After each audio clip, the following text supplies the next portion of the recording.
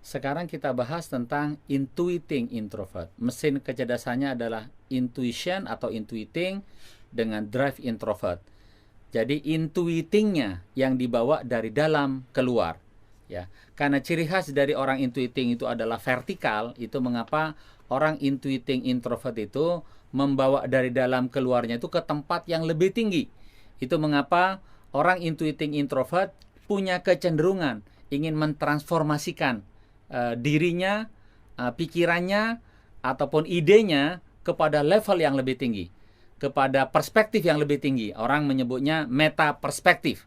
Nah, orang intuiting introvert itu dia menyukai sesuatu yang bermimpi dengan hayalan yang di atas realitas yang bisa dia jangkau.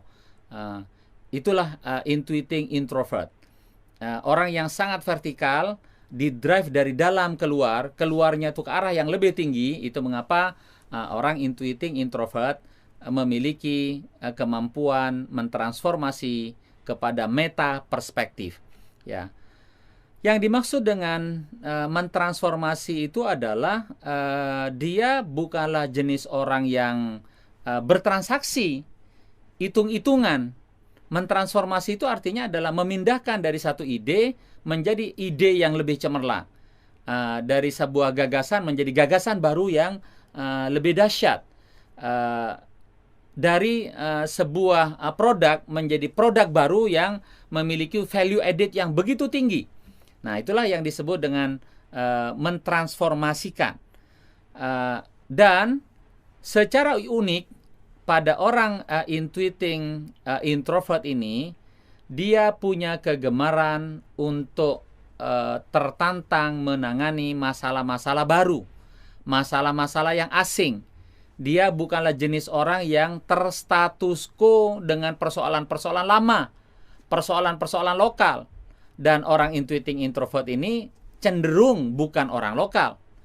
Dia memiliki sesuatu itu menjelajah ke sana kemari begitu tingginya.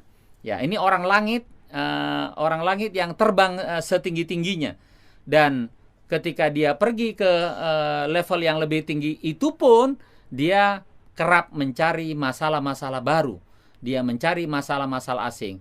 Bagaimana terjemahnya dalam kehidupan sehari-hari? Wajar kalau orang intuiting introvert ini dia akan menyukai kawin dengan orang yang bukan satu suku, bukan dari daerahnya, karena dia menggunakan meta perspektif tadi, menggunakan perspektif yang lebih tinggi. Seseorang yang berasal dari katakanlah Semarang, kemudian dia memiliki pertimbangan bahwa Jakarta itu lebih tinggi daripada Semarang budayanya, maka dia dari Semarang lebih senang dikawinin oleh orang Jakarta. Orang Jakarta menganggap bahwa Singapura lebih tinggi, New York lebih tinggi, maka dia lebih senang dikawinin oleh orang Singapura dan orang New York.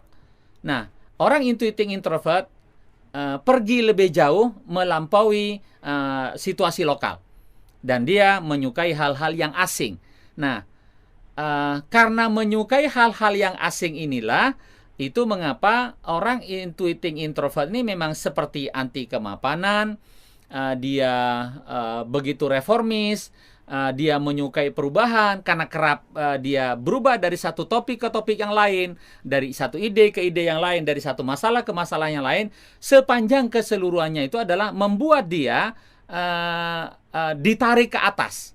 Intuiting introvert selalu ingin pergi naik, terbang tinggi ke atas, dan apapun yang menjadi pencetus untuk dia naik ke atas itu adalah menjadi makanannya. Ya.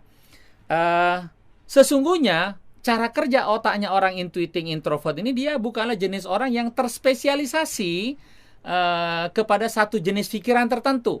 Dia lebih merupakan whole brain, keseluruhan yang sedang mempolakan sesuatu. Jadi intuiting introvert ini punya kemampuan berpikir lebih komprehensif, meskipun pasti akan kalah dengan orang insting. Dia bisa berpikir lebih holistik meskipun akan kalah dengan orang insting, tetapi holistiknya dan komprehensifnya orang intuiting introvert ini menggunakan konsep, menggunakan standar di level yang lebih tinggi, menggunakan meta perspektif tadi, sehingga dia bergerak di level yang lebih atas. Nah, bukan terspesialisasi, tetapi dia menggunakan whole brain yang mentransformasi dan mempolakan pikiran kepada peringkat tertentu. Jadi wajar kalau orang intuiting introvert terjemahannya sehari-hari, kalau wajahnya dia skornya itu 7, maka dia merasa dirinya 10. Nah, itu orang intuiting introvert, dia over pede, kepedean.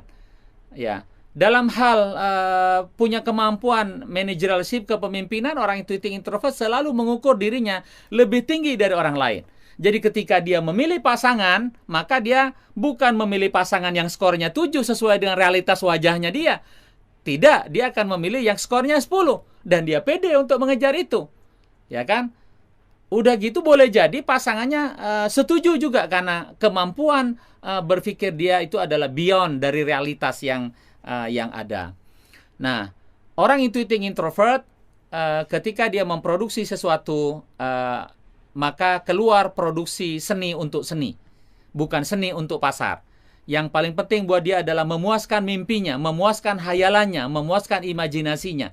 Tidak peduli apakah orang lain suka atau tidak suka, yang penting dia merasa bahwa dia telah mencapai sebuah tingkat kesenian pada level tertentu yang dari hari ke hari menjadi lebih tinggi.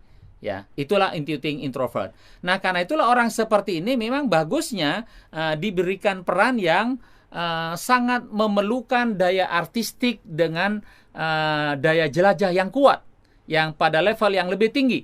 Ya, ini trendsetter di kelas atas gitu kan. Nah, ini orang intuiting introvert yang paling jago dalam hal ini.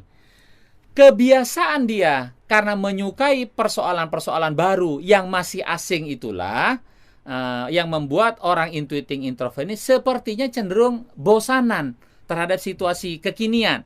Berbeda sekali dengan orang sensing extrovert yang memanfaatkan momen kekinian.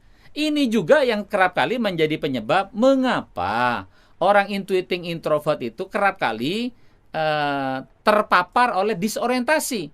Disorientasi kerja, disorientasi pikiran, termasuk sampai kepada disorientasi seksual. Yang bagusnya dia berpasangan laki dengan perempuan, menjadi laki-laki dengan laki-laki, tidak ada masalah.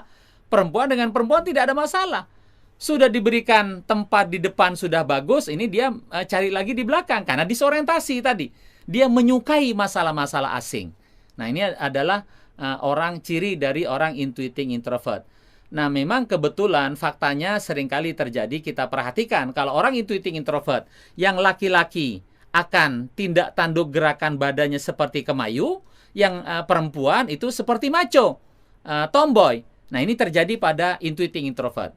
Jadi, masa kecil dari kita, anak kita yang intuiting introvert ditandai dengan seperti ada disorientasi yang berbeda.